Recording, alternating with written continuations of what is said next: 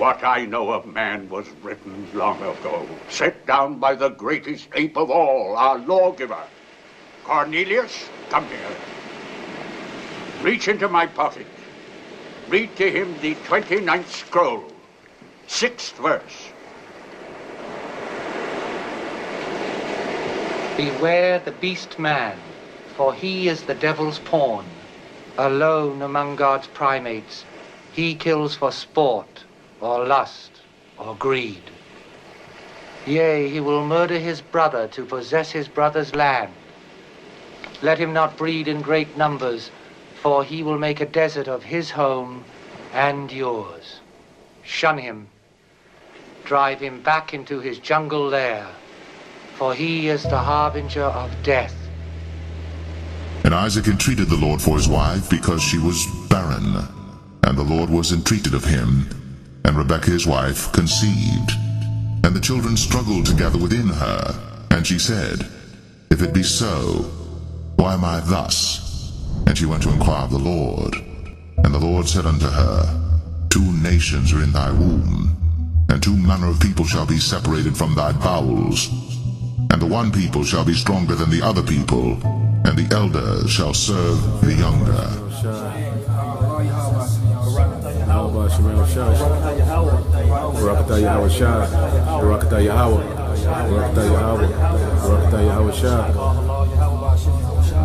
And when her days to be delivered were fulfilled, behold, there were twins in her womb.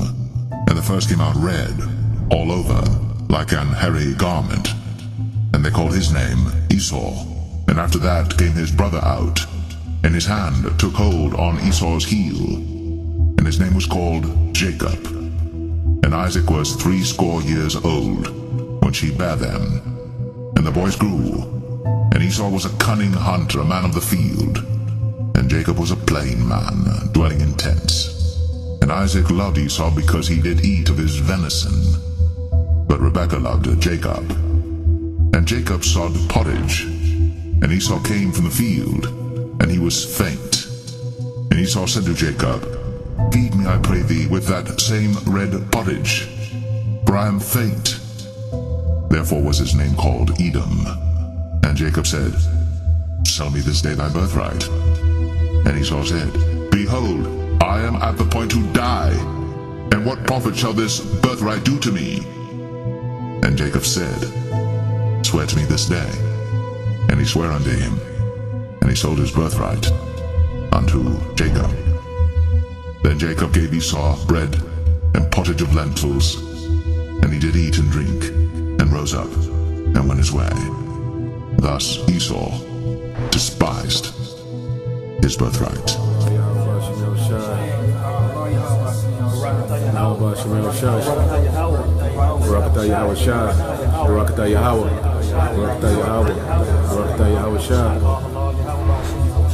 Lest there be any fornicator or profane person, as Esau, who for one morsel of meat sold his birthright.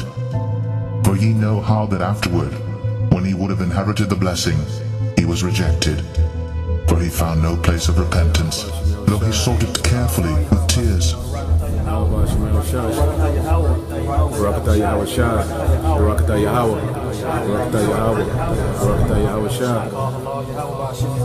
For the children being not yet born, neither having done any good or evil, that the purpose of God according to election might stand, not of works, but of him that calleth, it was said unto her, The elder shall serve the younger. As it is written, Jacob have I loved, but Esau have I hated. What shall we say then? Is there unrighteousness with God? God forbid. For he saith to Moses, I will have mercy on whom I will have mercy, and I will have compassion on whom I will have compassion. So then it is not of him that willeth, nor of him that runneth, but of God that showeth mercy. For the scripture saith unto Pharaoh, Even for the same purpose have I raised thee up, that I might show my power in thee, and that my name might be declared throughout all the earth. Therefore hath he mercy on whom he will have mercy, and whom he will he hardeneth. Thou wilt say then unto me, Why doth he yet find fault? For who hath resisted his will? Nay, but, O man, who art thou, that repliest against God? Shall the thing formed say to him that formed it, Why hast thou made me thus?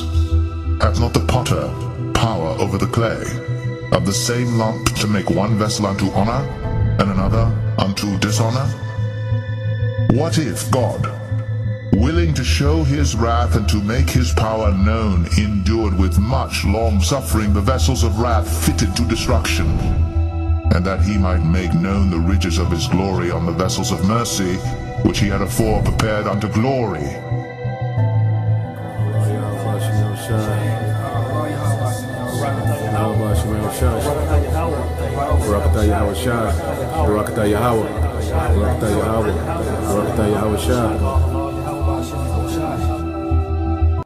Right.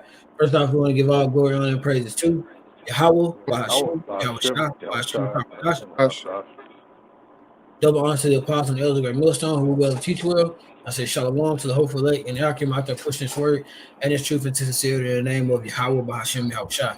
All right, back at you with another lesson today, with another big lesson, and we're going to be getting into another Bible basics.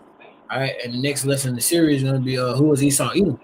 All right, we got 3 different segments we're going to hit, really proving who Esau Edom is. One going into his birth, the next one going into him, his correlation with him being wicked into the earth, and also proving that third one with his blessing and bringing it all together. All right, so without further ado, we're going to open up with the birth of Esau here in the book of Genesis, chapter 25, and then we're going to start at verse 23, if I'm not mistaken. So it's Genesis chapter 25 and verse 23, and it reads, and Yahweh said unto her, and he's talking about Rebekah, who was Isaac's wife. All right, Isaac is the father. All right, but her is the wife, Rebekah. All right, 2 nations are in thy womb, and 2 manner of people shall be separated from thy bowels, and the one people shall be stronger than the other people, and the elder shall serve the younger. All right, that's a key point to remember. The elder shall serve the younger. All right, verse 24. And when her days to be delivered were fulfilled, behold, there were twins in her womb. All right, the first came out red all over like a hairy garment, and they called his name Esau. All right, and verse 26, it says, after that came his brother out, and his hand took hold of Esau's heel, and they called Slakia. His name was called Jacob. And Isaac was 80 years old when she bare them. All right. So quick point to take from that. Esau was red all over like a hairy garment. All right. And when that goes into, in order for a garment to be red like that, you have to dye it. And we wear our garments from head to toe. All right. And the point is with that is it looked like somebody had dyed Esau red from head to toe. You know, we always say, just speaking as a man, we know that according to scripture, we know that leprosy look was not something that was common for us. Brothers, correct me if I'm wrong. So the reason why I believe that Esau was described here because he was the only one that looked like that. It was not good for us to look that leprosy, that reddish color. All right, he's not a white man. He's the red man. All right, but we're gonna go ahead and we'll get into the him taking hold of Esau's heel here in a second. All right. You on mute, big guy. Con.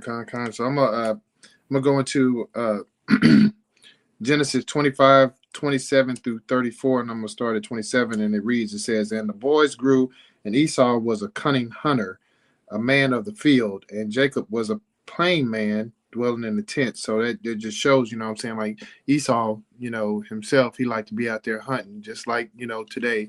And that kind of, gives a description of how they are, They like to be out in the woods and stuff, doing their thing. And, we do what we do as far as us being Jacob. And Isaac loved Esau because he did eat of his venison, but Rebekah loved Jacob. So Isaac loved Esau because of, how he prepared the food for him, the venison, he went out and hunted and brought it home and made the meat for his dad, and Rebecca loved Jacob. You know what I'm saying? His mom, Jacob's mom loved him. And Jacob saw pottage, and Esau came from the field and he was faint. And Esau said to Jacob, "Feed me, I pray thee, with that same red pottage, for I am faint." Therefore, his name his name called, and therefore was his name called Edom, because of the red pottage. And Jacob said, "Sell me this day thy birthright."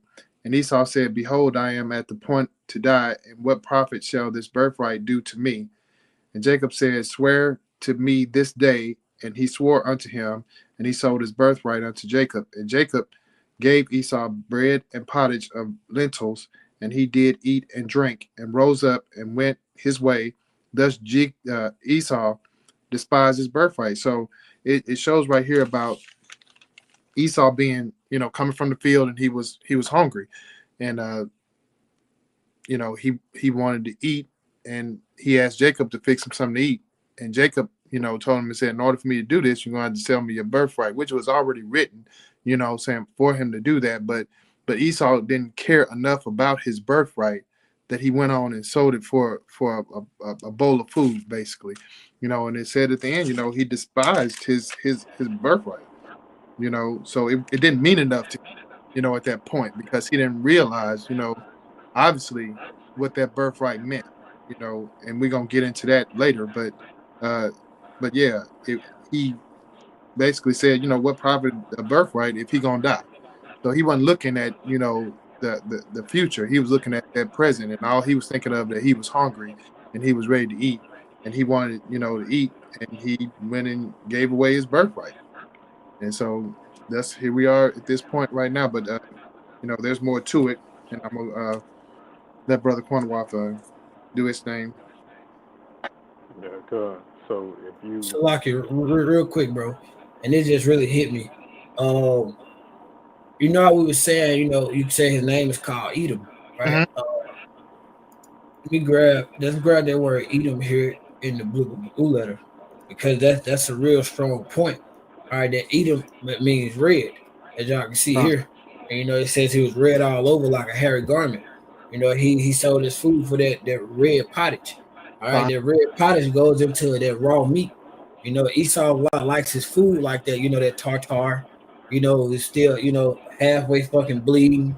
Sometimes he got blood and everything coming out of it, mixing with the grease and everything. But Esau likes his food like that. So we can see how all this correlates to him. Slaki, go ahead, I just wanted to add that piece to it. Yeah, that's a valid point, because if you get Esau in the Strongs, it's of Hebrew origin, H6215, and Esau itself actually means hairy. So you got Edom red and Esau hairy, both the same. So red and hairy, which describes them all day. They actually changed it too, Salaki, bro. Add that piece in there, because we were going into studying that the other week. They actually changed it in the blue letter, because at first they had it, which was the original meaning of Esau, which goes into wasted away is he, or he is wasted away. One of the brothers actually did a video on that back in, I think, like 2020.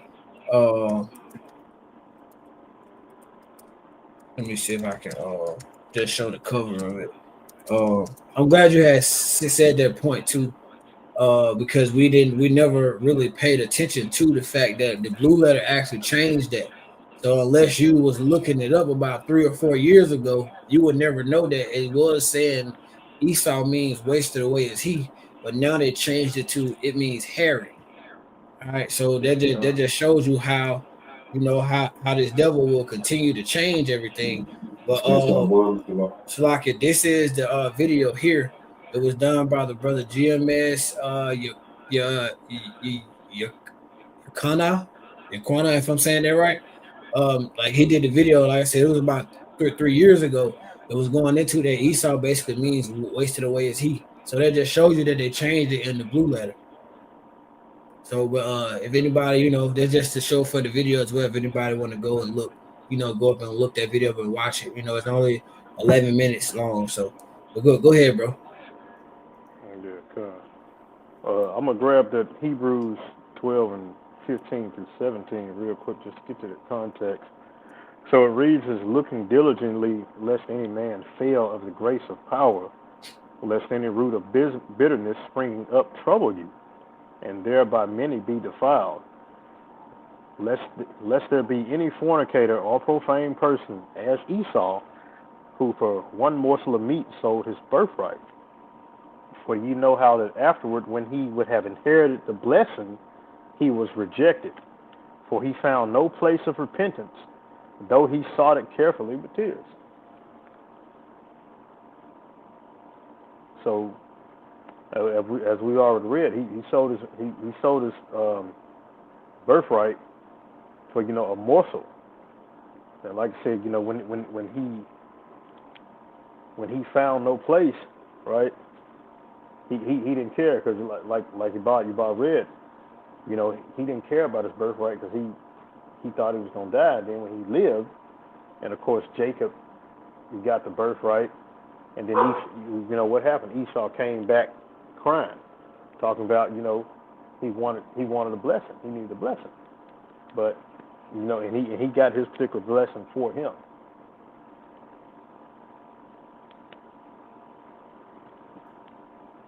Con. That was all you had anything else on that one, bro? That was all. You just gonna No, stop at no, 17? nope. Yeah, that was it on that one. I just got the 15 to 17 to give you the context of it. Okay. Con. Well, we were talking about how Esau is red. He likes his meat red.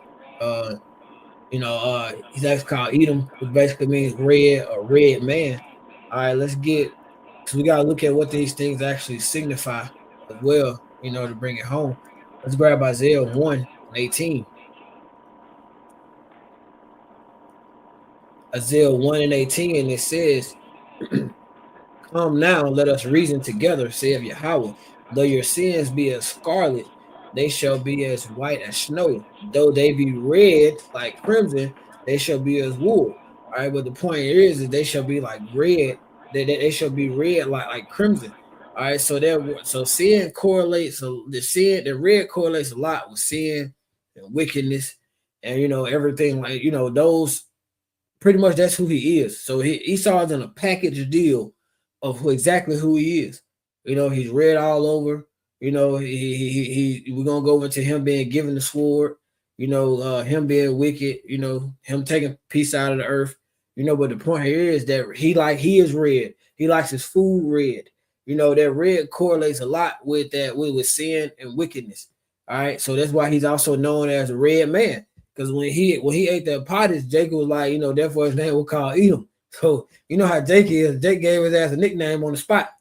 Like Red Man. That's just who you are. But I just wanted to throw that piece in there. So that was pretty much going into Esau's birth. So we can kind of get a image or a depiction of who he is. So now we'll go ahead and we will transition the lesson to him being the wicked. How can we prove that Esau is a wicked? How can we prove who he is in today's time? So we'll open that up. This segment of starting with that Job 9 and 24.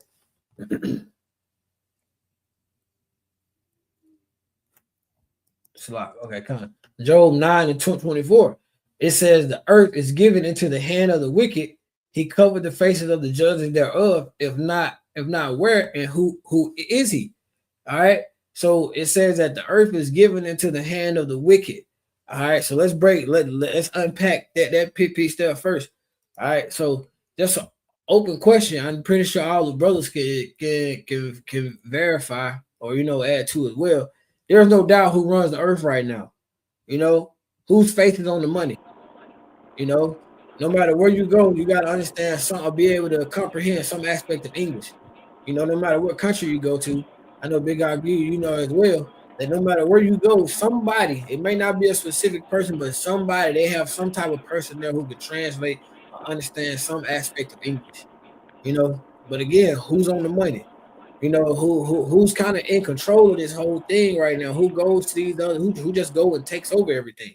And we'll get into that as well because he was also giving swore. We don't want to get it too ahead too much, but there is no doubt in who runs the earth right now. All right, and then I'm gonna bring out that second part going into he changed the face of the judge thereof. I gotta but go ahead, bro. All right, I got Daniel 7:5 to go with that as well.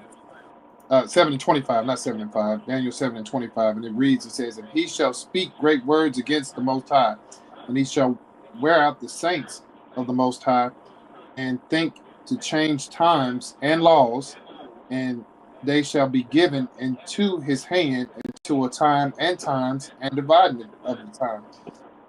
So that there, you know what I'm saying, that speaks clearly on what Esau is doing today.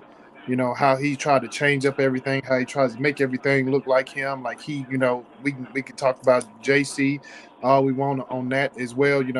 Putting religion ahead of everything and not spirituality. Just spreading a whole bunch of lies. You know what I'm saying, and trying to take people's mind off the real truth. And it says the truth shall set you free. Well, he definitely is not wanting us to be free. He wanted us to stay enslaved as we are right now under his foot. So that way he's changing laws. He's making sure that, everything stays under him. But because we had this truth, you know what I'm saying, we coming up out of that. So, and we know that we're going to be, heading in the right direction soon because he's, coming out of power here shortly. But that just lets you know in Daniel 7:25, how he is today. That's one of my scriptures. Real quick, let me because he said about he changed. We read in Job that he changed the faces of the judges. Here you say he changed the laws and the times and everything. Slock, I ain't mean cut you off, corner off. Let me bring out that first Maccabees real quick. Because I want to bring out and correlate it with that iconoclasm real quick. So this first Maccabees chapter 3 and verse 48. This first Maccabees chapter 3 and verse 48, and it reads, "And laid open the book of the law wherein the heathen had sought to paint the likeness of their images." So he changed the image of the faces of the judges. He changed the laws, he changed everything, and he didn't just change the image of the Messiah of Yahweh to look like him, who the world ignorantly calls Jesus. But he also changed. In every movie you went to, he saw that. You saw that he made the prophets look like him. He even made the angels look like him. He actually did all of that, and that goes into man. The brother was looking it up here. This word is called Renaissance iconoclasm. All right, and Renaissance iconoclasm, here's the meaning. It says the deliberate destruction of images, often for religious or political reason. Also, iconoclasm literally means image breaking. All right, so basically, what Esau was doing is he continued to break the images for his own reasons, whether it be religious, so-called religious, or political. He continued to break those images and change the images and repaint the faces of the judges thereof that look like him. All right. Go ahead, bro. You got it. Yeah, I was gonna say, Esau funds wars on both sides. All right, and of course, the international bankers are the only people who can fund that kind of thing. And the whole point, like you were saying earlier, Akanal, how he goes into these countries, takes over everything. His face is on the money, but the whole point of him doing it, is to destroy their government and basically put their banking system in these other countries. And if he puts his banking system in these other countries, then they eventually become the primary income influencer in the country. So he can set up, what he calls that new world order, especially to put out the chip and everything. But I was gonna say, but going back to him being wicked, I got Proverbs 29:1-2. If you go into Proverbs 29:1-2, it reads, "As he that being often reproved harden his neck, shall suddenly be destroyed and without remedy. When the righteous are in authority, the people rejoice, but when the wicked are beareth rule, the people mourn. And right now, when you look all over the world, everybody's fighting each other. There's all these financial situations. There's wickedness running amok. It's because the wicked are in rulership right now. That's another way you can prove who Esau is, because, as you stated, his face is on all the money, and he's in control of most of the currency. And at the same time, everybody everywhere is sick. You know, they're sick of being here. Everybody's crying. It doesn't matter what nationality they come from. Everybody's mourning right now. I'm just throwing that point out there. That's right, bro. Just to kind of piggyback into it and add to what you're saying, like, he is the border of wicked. No matter what time or what period you go to, whenever Esau is in control, it's never good, and we've seen that no matter what time period we go into. So I just want to add that to it.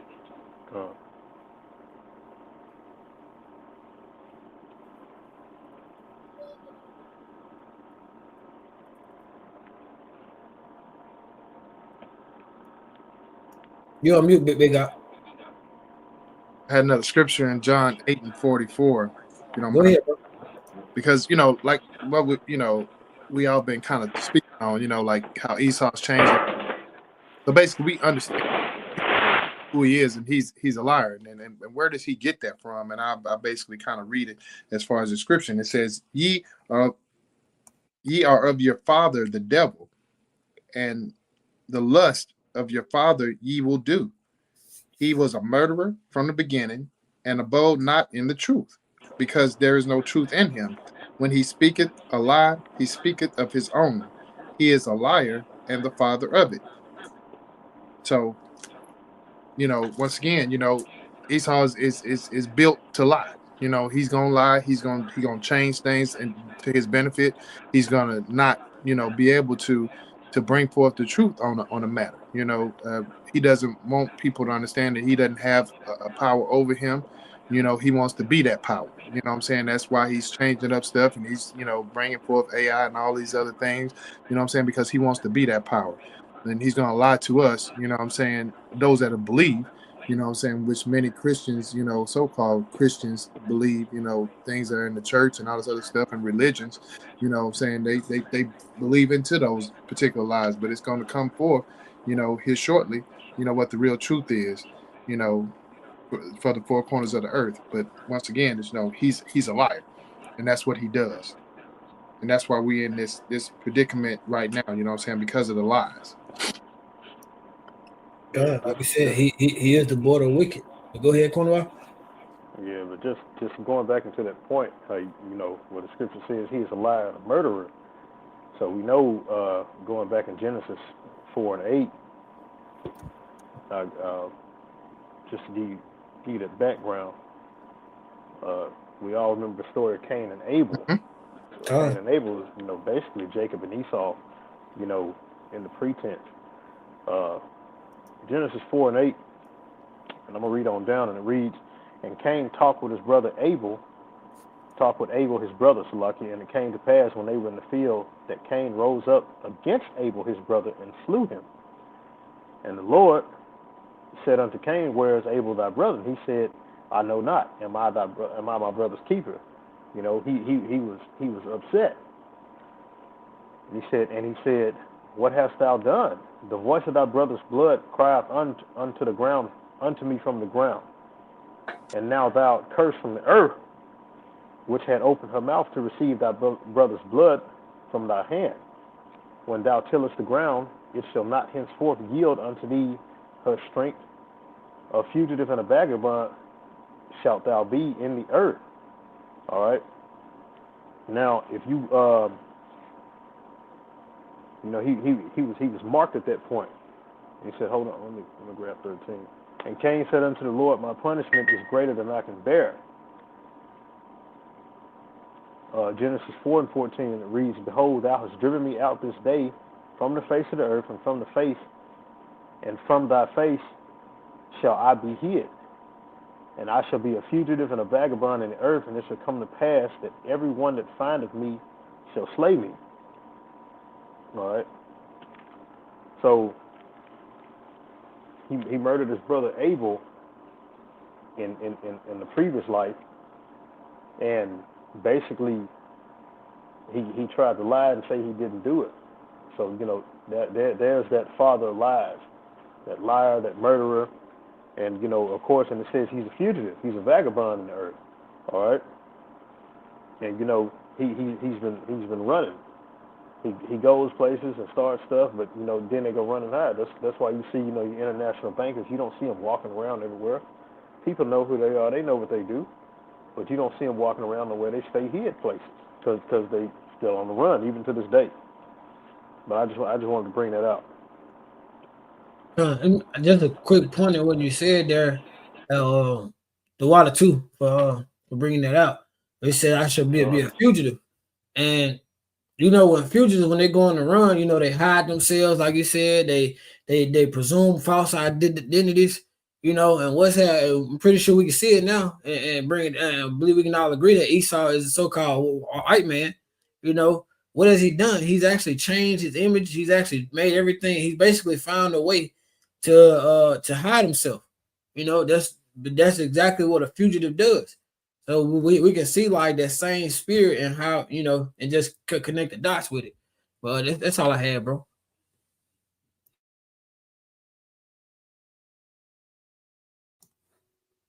Kind of wanted to bring out another scripture, because as we talking about how wicked he is, he's not only a liar, but his identity, still he dealt with identity theft before it was even the thing, because in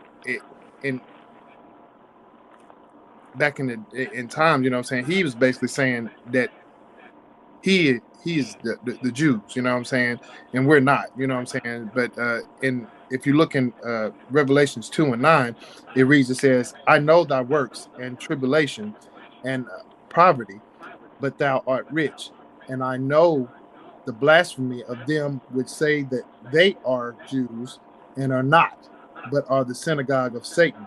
So we know, if you are paying attention to the times, what I'm saying, what he's talking about over there in Israel, what I'm saying, they're saying that they're us and have no description of what we look like or who we are and nothing like that. What I'm saying, they don't belong there, but that'll soon come to be rectified. But Esau is our identity stealer. What I'm saying? He made up, Jesus Christ to make us, believe that that's who the Savior is, and knowing that doesn't even describe him in the Bible. So once again, he a liar. What I'm saying? He a stealer. What I'm saying? He destroys things. He's been destroying the earth since he became in power. So once again, we can just correlate everything to Esau and who Esau really is, and on this time and in this time, because of the things that he's done and how it's describing him in the Bible. God. So we can all agree that like I said, that we're gonna keep driving that point home, that we do what we're going through. We got much more to bring out before we move on to the next topic. That Esau is the so-called white man of the day. Again, who's on the face of the money? Like brother Cornwall was saying, who runs these international banking system? You said it as well, but who's hiding themselves, trying to make themselves be something that they're not. That's what a fugitive does. That's what somebody who is wicked does. All right. So before we move on to the next part, did anyone of y'all want to catch that Malachi? I think that's what it is. That Malachi 1. Yeah, I got a Malachi 1:1-4. Let me get it right quick. Go ahead, bro. Take your time. You good.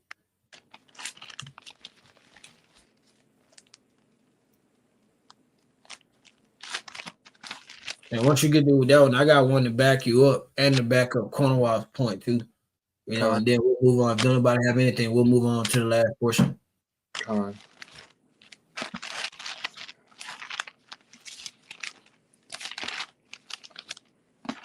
Okay. Got Malachi 1:1-4, and it reads, it says, The burden of the word of the Lord to Israel by Malachi. I have loved you, saith the Lord. Yet ye say, wherein hast thou loved us?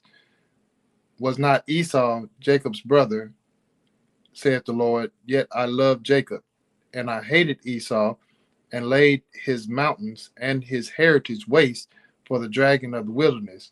Whereas Edom saith, we are impoverished, but we will return and build the desolate places. Thus saith the Lord of hosts, they shall build, but I will throw down, and they shall call them the border of wickedness, and the people against whom the Lord hath indignation forever.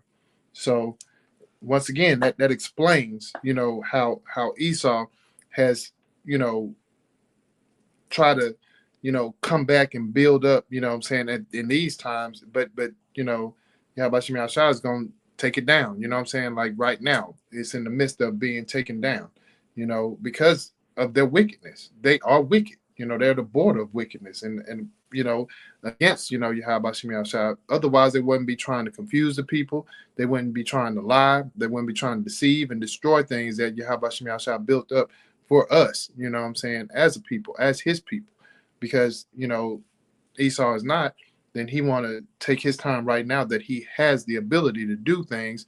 He's destroying stuff. What I'm saying? He's using his authority, to basically, bring everybody to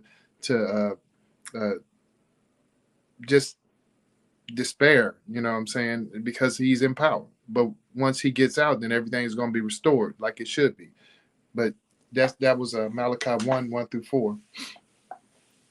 Like you said, he been given that power. So we'll bring that out in the next portion, real. But he was given the power or the sword to take peace out of the earth. Did you have anything, Honowal? No, not on that one. All right, come. Yeah, I thought you were coming in hot, bro. I thought you were No, you good. No. I got something to back you up on that Malachi, bro. We're gonna go back to First Maccabees, in the Apocrypha, and we're gonna go to chapter 1. And I think Cornwall said it first that no matter what portion of time in history you go to, whenever Esau is in power, it's like everything is in shambles. All right, and then I think about you touched on a bit of that too. But we know that First Maccabees goes into chapter 1 goes into Alexander the Great, and we know that Alexander the Great was an Edomite as well. Well, let's like I said, let's prove it, because no matter what time in a time period on earth Esau is in control, evilness and wickedness in the earth is multiplied. Whenever he's in control, this is their First Maccabees here. Flocka, we're gonna start at chapter 1. But chapter 1, we're gonna start at verse 1, and we're gonna stop at verse 9. It says, and it happened that after that, Alexander, son of Philip the Macedonian, and Alexander, son of Philip, who is called Alexander the Great, who was over the Grecian Empire at the time. All right. It says, who came out of the land of Chittim and had smitten Darius, the king of the Persians and the Medes, that he reigned in his stead the first over Greece, and made many wars and won many strongholds and slew the king of the earth. Cornwall, you said that, how he goes into these different countries and fund all these wars and stuff like that. But at this point here, back in those days, it was more common. Like, it wasn't a coward how Esau is now, how he sit behind the desk and the counters and everything like that, and make send everybody else. So he even in this time he was still pushing on those wars. And these times it was just more different for a king to go out and fight war. Esau's a fucking coward now. They just sit behind desks in these closed rooms where can't nobody else go but them, so-called classified, stuff like that. Where they make these decisions, they send everybody else. But like you said, they just fund them now. And then reading on, it says, and went through, still talking about Alexander the Great here, who was so-called Esau at the point in time. He said, went through the ends of the earth and took spoils of many nations, and so much that the earth was quiet before him, whereunto he was exalted and his heart was lifted up. So he's going to the other end of the earth, killing the kings and slaughtering people and everything like that, just taking everything that they got. Esau does that today. He funds a war and sends and sends troops to go and fight a war somewhere else, and then they take everything they got. They mess everything up. So now everything is in shambles. Everything is tore up and they broke. They don't have no resources because Esau took them all. So guess what they did? Just like you said, Queen, a while they make them. They put their banking systems over there. So now they basically they full out. Esau done played both sides.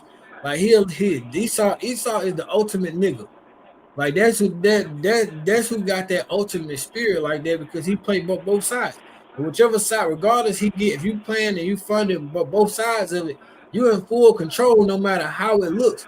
That's just like you making a bet, but you got some over here just in case, and then you playing both sides of it.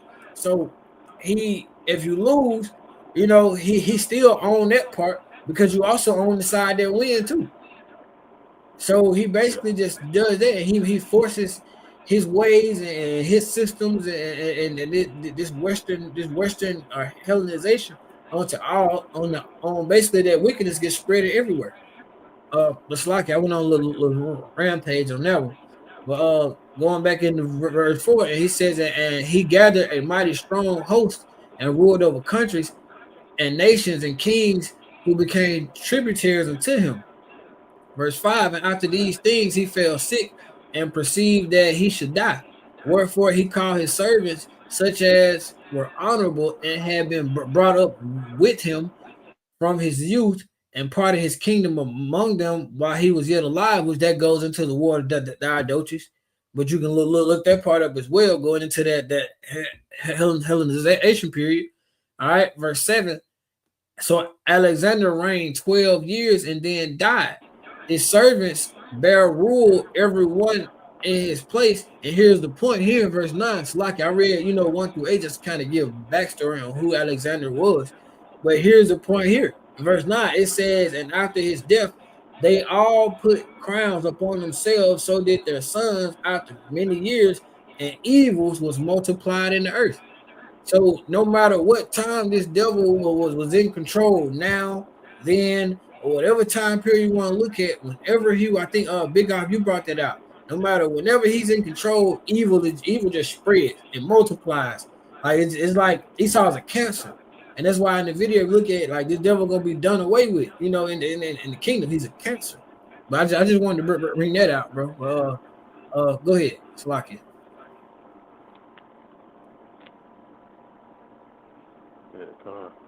But I was gonna say, that's the main thing that Esau goes and do. He goes into these countries, just like with Afghanistan. He used the ploy of 9/11, weapons of mass destruction, and the whole point in time, you finding out that he was going over to steal all the gold from Saddam Hussein, because gold is what over here backs the American dollar, right?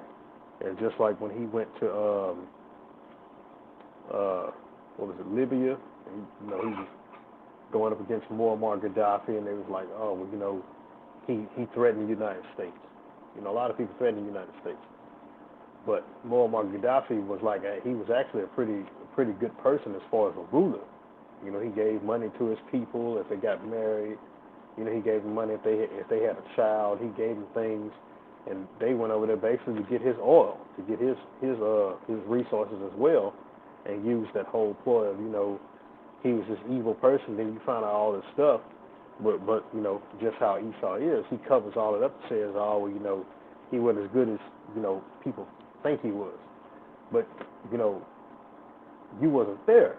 So how you gonna you want us to believe your side of the story, but we not over there talking to these people that actually from these countries that actually knew what was going on? You just want to tell your side of the story and then you just expect us to believe it and not ask no questions. But it goes back to him being a liar and whitewashing everything in his favor. But then again, that's his nature. They're just adding to that point. Like you said, and the thing about it, we know that 9/11 and all of that was U.S. planned and U.S. orchestrated and U.S. operated, pulled through and everything like that. But I think the priest Ayash, he brought it out when we was talking the other day, and I think he brought it in another video. If you look at Saddam Hussein and those other guys, they say, oh, well, he threatened the USA. They don't have an air force. They ain't got no army. They ain't got no Marines. So what could they do anyway? You know what I'm saying? Even then, if you want to pull that, Esau does that because he got to get the people to be okay with it. Because that's where that's just how it is over here in Babylon. But the point is, with Saddam Hussein, for a fact, he ain't had no air force. What are you gonna do? All they want to do is go over there and again take spoils. They needed a reason just to go over there and do what they want to do, and there's always something that's getting done behind the closed doors that they say. Yeah, Go ahead. just like when back in the day with us when we was over here, how Esau would, if we was doing something on our own, whether it was Black Wall Street, Rosewood, Esau would make up a lie, so they'd have a reason to come over there and fuck with us. That's all they've ever done. They come up with a lie and give people a reason, like, oh, well, it was word going out that a black man over here raped a white woman. Man, we didn't want nothing to do with y'all. We trying to do everything to get away from y'all, and all y'all did was go find a reason to come over here and fuck with us. And they do the same thing today to everybody else now. That's why they went over there, made up a lie, go over there, kill all the people, kill the rulers, and get their resources. That was the whole point.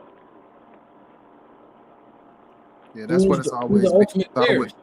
Go ahead, bro. Been about that lie. You know what I'm saying? Started off with that lie to get what they want.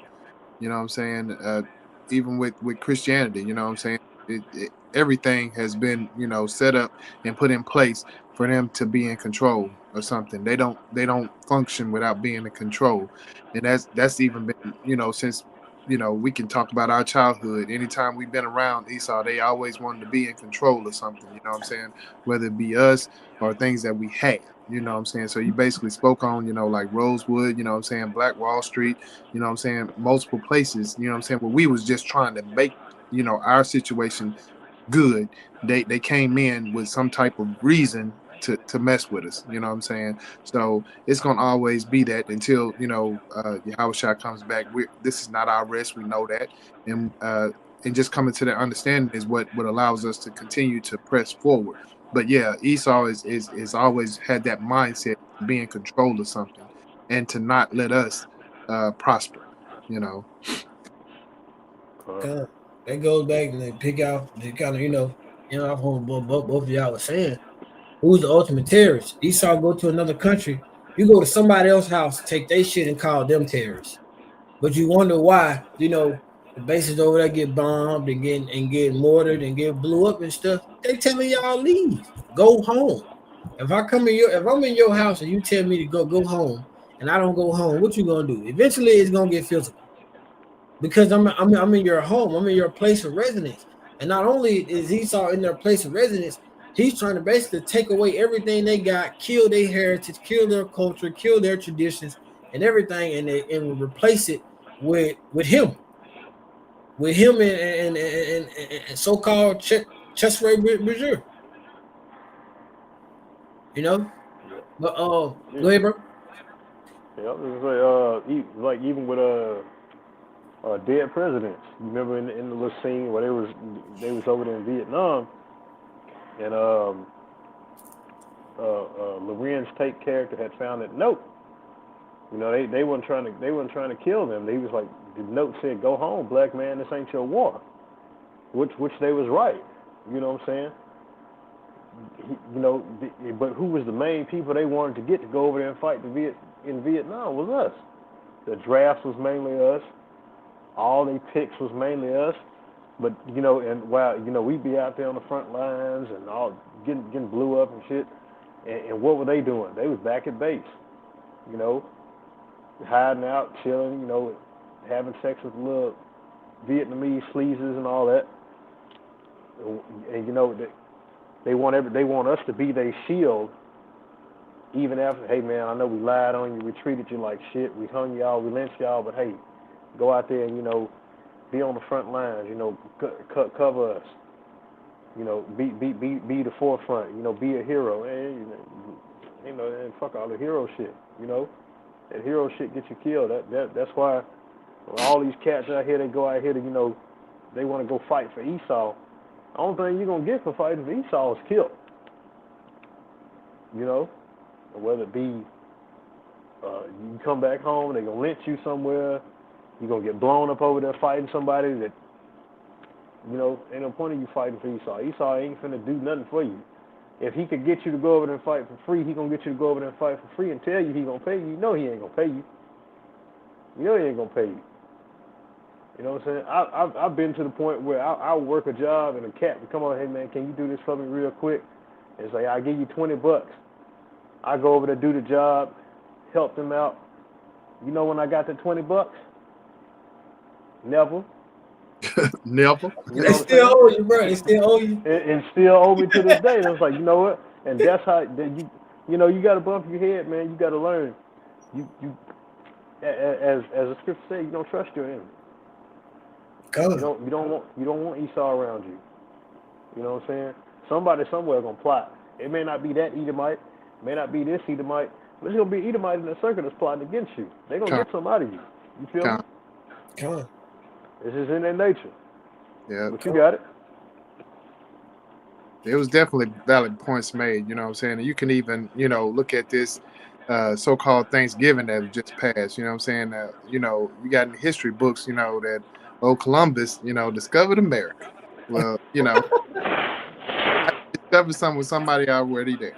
You know what I'm saying? So, we can go back, to the beginning of time, but just from what we understand and even current, events, we see, who Esau is. We know who embodies that description to this day. And we know why, he does that, because that's in his nature, you know what I'm saying, to do that. He wants to feel like he's somebody that he's really not, and he'll destroy things. He'll take over things that's not his and say that he discovered it, or, what I'm saying, like you were basically saying, Cornwalth, when it comes to you doing stuff for him, what I'm saying, like we can go to slavery, how we built up this nation, and then he took credit for it. They take all the credit. Yeah. They even got there was a documentary they did, since you brought it up. Mm-hmm. They did a documentary on the History Channel probably about 10, maybe 15 years ago, and it was called The Men Who Built America. And they were so proud of it. And it's like, yeah, it's this new documentary going into all the people who built America. And I sat there and I was like, I already knew what it was. I sat there and watched that whole series. You know who they didn't give any credit to? Yeah. That's all it is. But Every last person that they mentioned was some rich white man who always was somebody who stole something from a so-called black man and took credit for it and say, oh, yeah, well, they built America. Right. That's majority of all these inventions. But just like you said, bro, it really pushes us into the last segment of the lesson. Is Esau, he wants us to be that. Esau is the sword, and then he'll try to use it. His military, which is the sword. Mostly he try to throw us in there to go and fight and protect him. He want us to be that shield at time. But we're gonna go ahead and prove that the last portion here. We're gonna go ahead and drive the point home and prove who he is according to his blessing. All right, his blessing was that sword. We know Jacob was blessed with everything. We know Esau was blessed with the sword. All right. So did you have that first one, the Hebrews that you want to bring out, bro? Yeah, I can bring it out. It's Hebrews 11:20, and it reads, it says, by faith Isaac blessed Jacob and Esau concerning things to come. So that basically is saying that Isaac blessed Jacob and Esau for things that they even acquired and were blessed with to have today, in today's time. And they said the things to come, right? So if you look at it, a lot of people try to say, why is Jacob and Esau still being talked about, today? Jacob and Esau both, they've been gone for a while now, a long time. But the point is, like Yahweh Shema told Rebecca, 2 nations are in thy womb, 2 manners of people are in thy womb.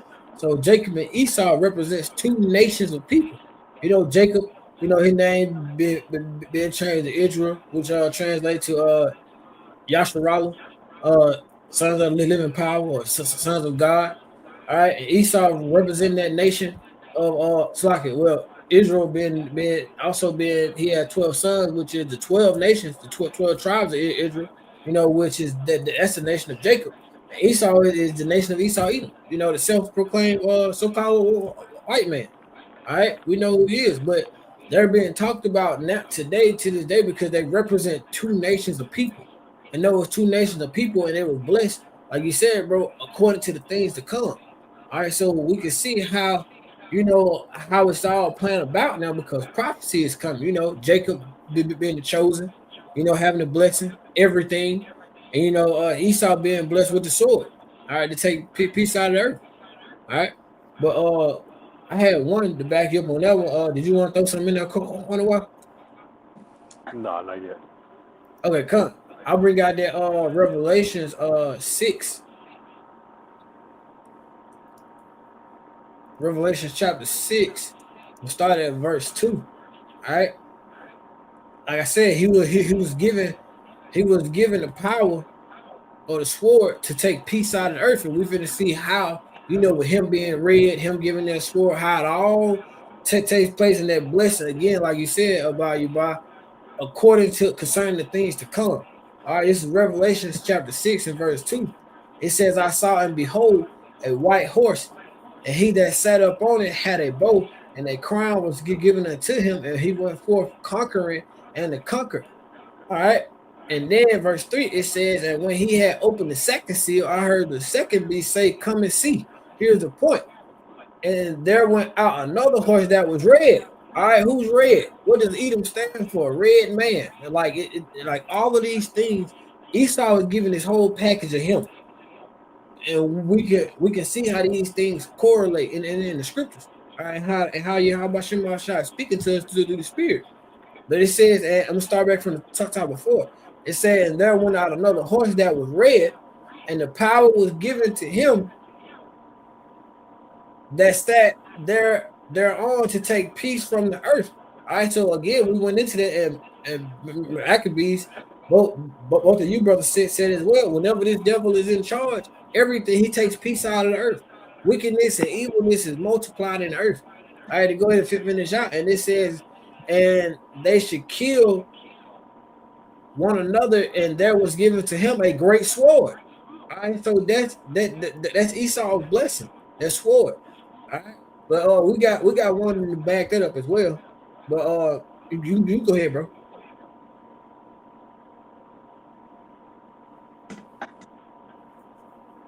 You me?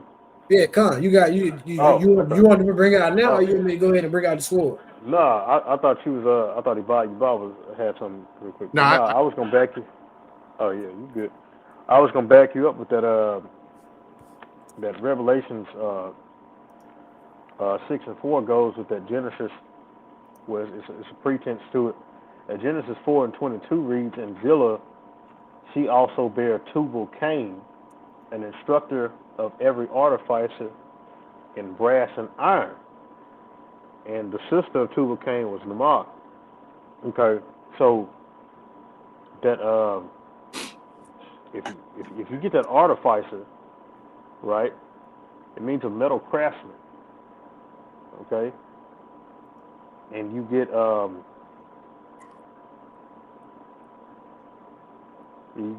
that artificer. It's like you got to remember back in those times. You know how you had these different ages. You had the Bronze Age, you had the Iron Age. The Bronze Age would be like your Greeks, because they used a lot of bronze and brass and all whatnot. And then when it got to the Roman Empire, everything was iron. All right, and you notice that, yeah, Esau's blessing was a sword, and he made all these weapons, from these different metal materials. That's why they call them artificers. In the same way today, with the modern day sword, which would be like the gun, rocket launchers, these ICBM missiles, your nuclear warheads. That's your modern, because the sword just represents weapons of war. And so how does Esau fight today? Well, obviously they don't use no swords. They use these different firearms is what they call them. Military.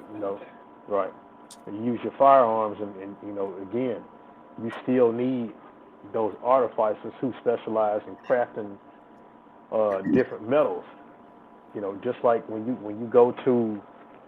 you're a welder, you have to understand that you can't just take a torch to anything that's metal and think you're going to cut it, because some metal has certain, what's the word I'm looking for? Heat resistance?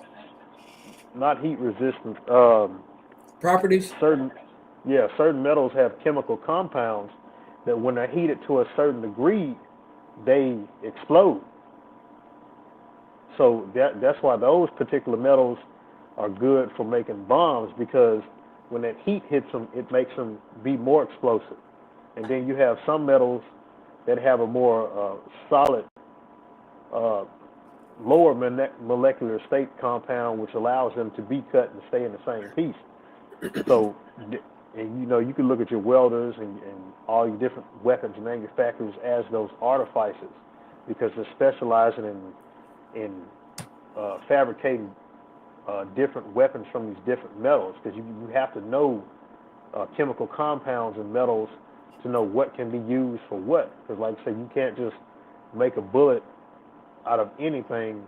It has to be out of a particular compound of metal for it to hold up when it's fired. Otherwise, if it was just some weak metal, the time the hammer hits it, it'll break, and then won't nothing come out but some powder. That's why your bullets are typically are like a particular brass or what's the other one they use? Steel.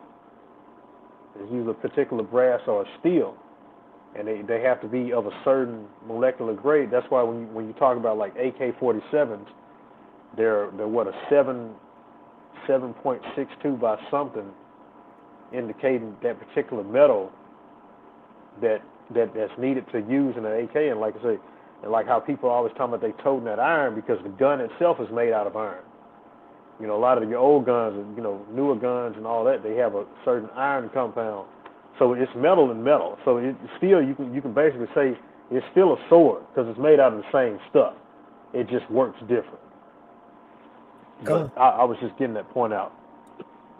But you went into, back during the Roman time, Esau, most of iron, but we also know when you go into that statue, not to pretty much get off topic, but we know that that portion of the Roman Empire, the first Roman, because we're in the revised Roman Empire right now, but going into that first Roman Empire, those legs were made out of iron. Go into the dream of Daniel. But I don't want to get too off topic with that one, but that's a good analogy as well, going into that. But I also want to go grab that what we was talking about, his blessing being the sword. All right. If I can go ahead and bring that out, y'all good. Y'all let me go ahead and pull that one. Yeah, come on. Let's go into the Genesis chapter 27, verse 30. This is Genesis chapter 27 and verse 30. And this is the thing here too. We gotta look at these titles. We know that Esau does change this a lot. How we were talking about, when he changed the name, changed the definition of Esau, from wasted away as he to Harry. But Jacob did not steal Esau blessing. We Big Og, you brought that up. The scripture to back that up. We saw it in the video. Esau gave his blessing up. Thing about it is, Esau was just never a man of his word, kind of just like how both of y'all was saying. Esau never uphold his end of the deal. He never did that. So we finna see that right here, and we finna see how that's proven, and we're gonna prove that point, and we're gonna prove the point that his blessing been sword at the same time. But this is Genesis chapter 27 and verse 30. It says, and it came to pass, as soon as Isaac had made an end to blessing Jacob, Jacob was yet scarce gone out of the presence of Isaac his father, that Esau his brother was coming in from his hunting.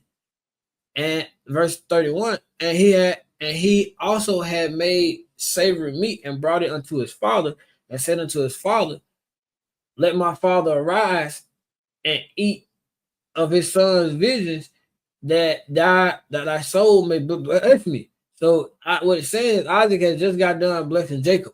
So now Esau is coming in after the fact, now he want to be blessed. He's making his savory or his visions, and he's trying to give it to Isaac to be blessed as well. All right. And brother, if y'all want to throw anything in there, throughout, just let me know. And verse 32, it says, and Isaac his father said unto him, who art thou? And he said, I am thy son, thy firstborn Esau. So quick side note, a lot of time when we read, we're reading these scriptures or we're reading different points, it'll kind of almost put you in there, like you can see these things taking place, or like you're kind of reliving the moment. Correct me if I'm wrong, brothers. So that's why it was kind of, to me, it's kind of funny where Isaac coming to Esau is coming to Isaac saying, but bless me. Your daddy like, who are you? So so I wrote, I just want to throw that piece out there. But going on into verse 33, and Isaac trembled very exceedingly and said, where is he that had taken vision and brought it me, and I had eaten all before that thou camest, and have blessed him, yeah, and he shall be blessed. All right. Verse 34, and when Esau heard the words of his father, he cried with a great exceedingly bitter cry, and said unto his father, bless me, even me also, O my father. I think one of y'all brothers had brought that out in the beginning as well, that he never sought repentance for giving away his blessing, but he sought it in his tears. So he's basically begging. He never sought out to repent for giving his blessing up. So now he's trying to cry for it, and he bitching out. He crying. He acting like a little sister now because he want it back. Which that just shows you Jacob was always forward thinking, as we like to call it. Esau, he always thinking of the now. They don't ever think about stuff on down the line or how it affects them down the line. They always think about, this is how, this is what helps me now. And that's how the wicked in general thinks. All right. Read on. Verse 35, and it says, and he said, thy brother came with subtlety and had taken away thy blessing. And he said, is not he rightly named Jacob? For he has supplanted me these 2 times. All right, look at this word supplanted real quick in the NLT. The word supplanted goes into to supplant, come circumvent, to take by the heel, hold at the heel, attack at the heel. All right, so we see it, and we know when Jacob and Esau was born, Jacob held hold of Esau's heel. All right, and that represents, we're gonna bring that out, before we close out, but that also represents that that for one, there will be no gap in between the transition of Esau kingdom to Jacob, to the kingdom of Jacob. When Yahweh Shema Shah, takes over, when Yahweh Shah takes over, through our father Yahweh, of course, when Yahweh Shah sits on that throne, but mainly it's also signifying that we know that Achilles' heel is an important part. I know Cornwall, you real good at that. I know everybody, you can probably add to that too, that Achilles' heel is important when it comes to your mobility. So Jacob being holding on to that heel, this ministry continues to trip up Esau. No matter what he throws out, the brothers of GMS and the affiliate council are always here to, we always here to throw out that truth. And no matter what he does, this ministry always debunks, the bullshit. It always cuts it. It always cancels out confusion. It does all that. So this ministry it's going to continue to trip him up until Yahweh shall come back. All right.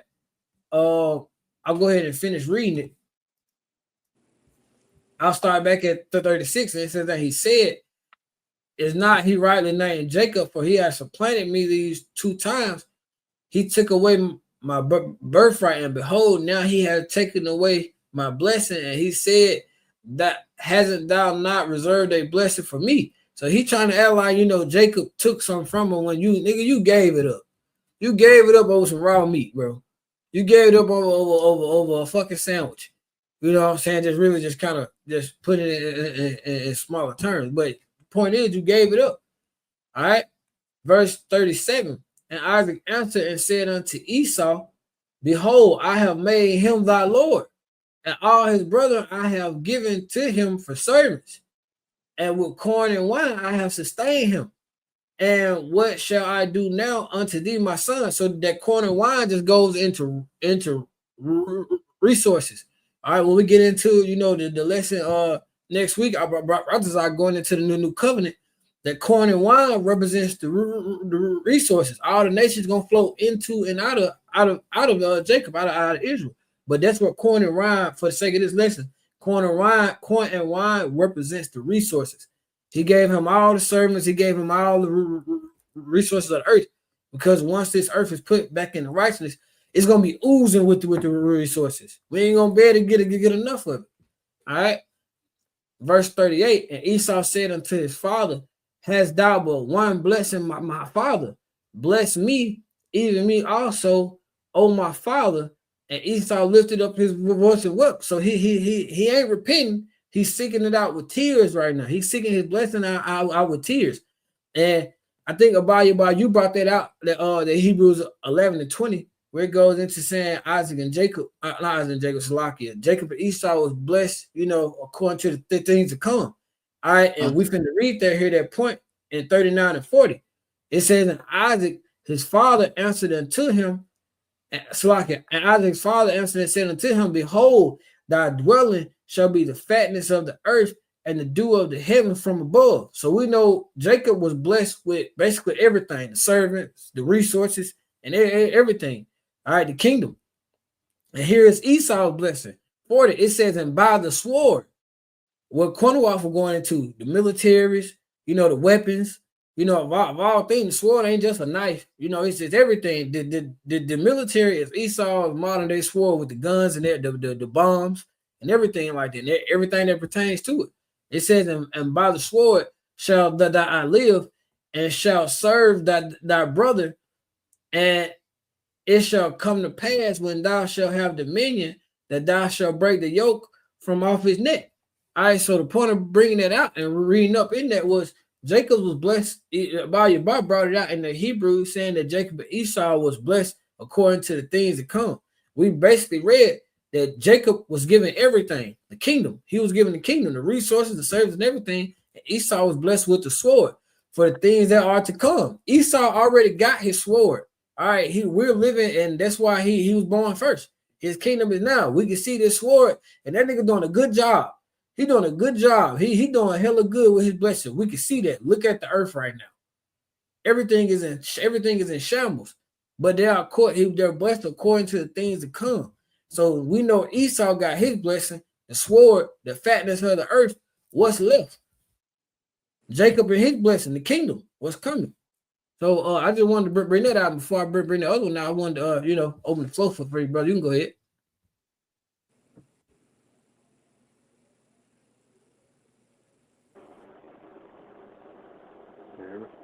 Go ahead. Yeah, we got you.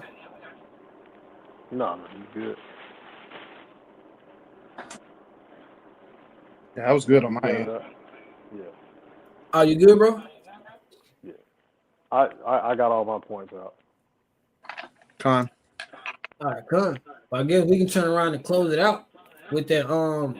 Like you said, we know that.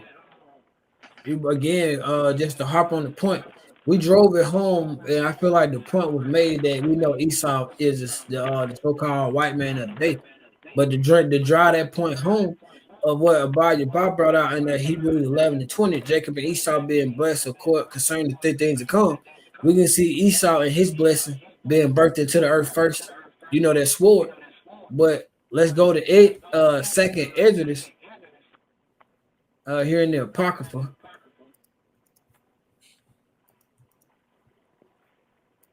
We're gonna grab it. We're gonna grab it in the KJV and in the NLT. We're gonna go to chapter 6, verse 7 through 9. Second Ezra chapter 6, verse 7 through 9. It says, then answered I and said, what shall be the parting asunder of the times? So the time goes into the world, which also means ages. What shall be the end of the world, or the end of this age? It says, or when shall be the end of the first, the end of Esau's kingdom and his sword. All right, and the beginning of it that followed, the kingdom of Yahweh Shemal Shah, Jacob, the righteous. Verse 8, and he said unto me, from Abraham unto Isaac, when Jacob and Esau were born, Jacob's hand held first the heel of Esau. For Esau is the end of the world, or the age of the time. That world goes into the word world goes into age and time, and Jacob is the beginning of it that follows.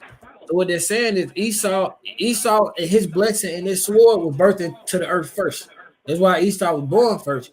But it says the elder shall serve the younger. So in the end game, when I was all said and done, who comes next? There's gonna be Jacob and his blessing. The kingdom of Yahweh Shemal Shah.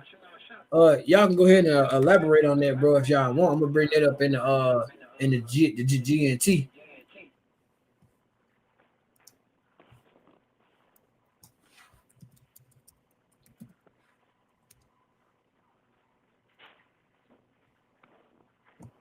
Yeah, you're Khan, I mean, as we spoke on, several times, we know that Esau has his time right now, and he's reveling in that. He's doing things to where, it shows, saying he loves that power, he loves that control, and he want to hold on to it as long as he can. That's why he's trying to do things to hold on to that power right now, and he's wanting himself to be a god because he know that he'll never be, a god. He knows who we are before we even knew. He knows that, so he's going to try to hold on to that power as long as he can. But he knows that that Jacob, name being changed to Israel, which is us, is going to soon come into power.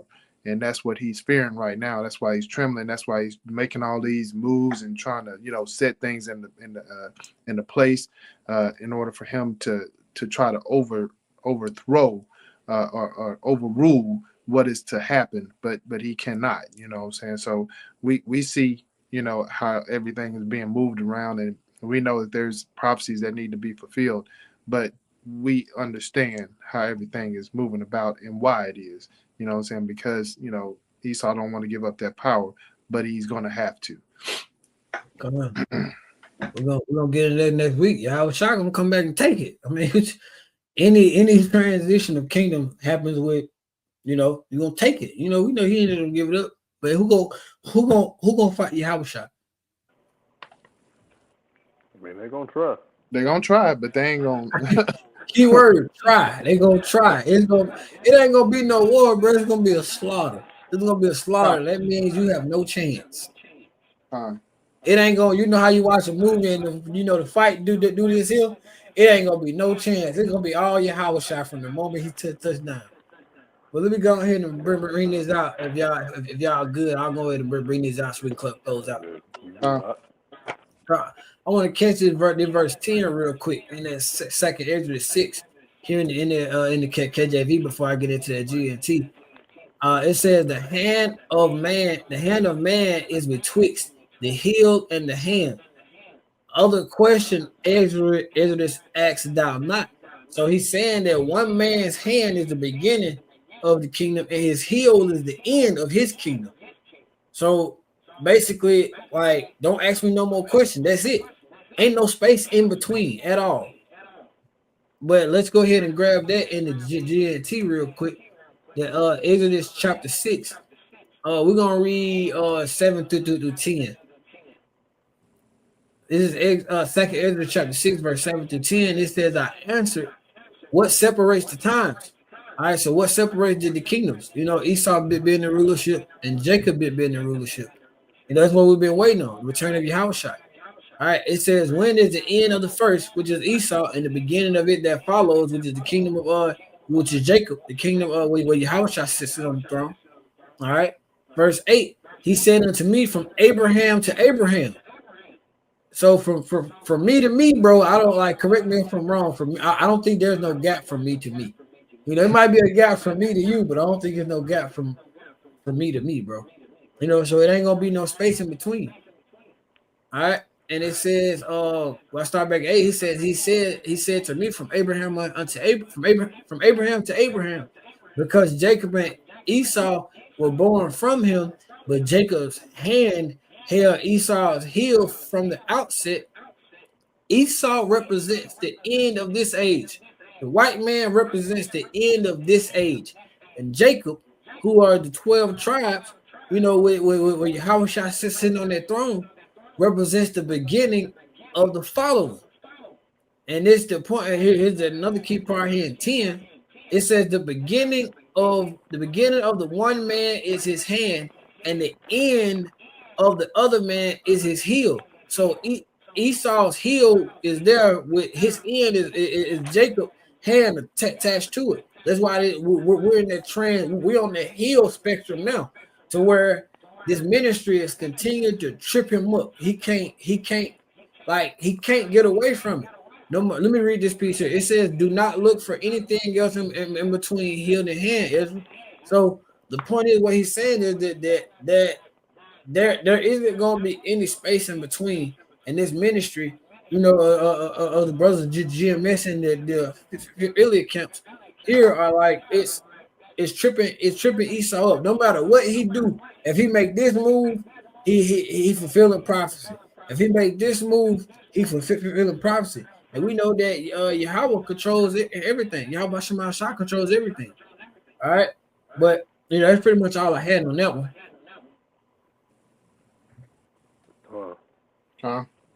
Y'all got any closing remarks or anything like that y'all want to add to? I think we basically, summed it up. You know what I'm saying? Just letting everybody know that, that has the ability to read these scriptures and go into it. I mean, it's clear. You know what I'm saying? The so-called white man of today is Esau, and he's doing things to try to stay in power. And he's done things to try to, get the power that he has, and won't allow, us to have, any rest here because of things that he's doing, and continue to do until Yahushua comes back. You know what I'm saying? But we understand that, and that's why we're pushing forward each and every day, and we're, putting forth lessons like this lesson here, and just, continue to endure until the end. It's an understanding now. It's not like, he can hide everything until we leave here.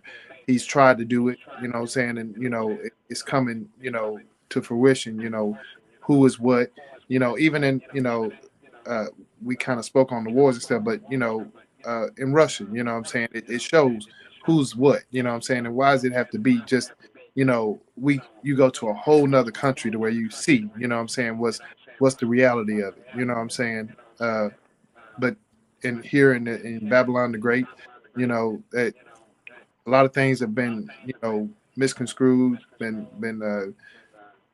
whitewashed, and whatever the case may be. But it's all been built on lies, and the truth is gonna crumble it. So that's basically my closing remark. You know what I'm saying? Everything that's been trying to be, done in the dark is gonna come to the light. Okay. That's why it's called Revelation. Con. Yes, y'all give all glory and praise to you. It's like it. And Khan, we also see that this devil, his kingdom is coming to an end. We can see that now. We know that Esau, the white so-called white man, we're in that heel part, of his rulership. It's coming to an end, and we can see it. No matter what he does, all right, we right around the corner. The Bible ball come out Charlotte soon. All right. If that be all, I feel like the point was made. I feel like we drove it home. We pray that anybody that was watching this lesson would be edified as well. You know, till again, we're gonna stay a ball, Mashallah, Yahweh, Bahashim, Yahweh Shai, Bahashim, Kakadash, Shalom. Wow.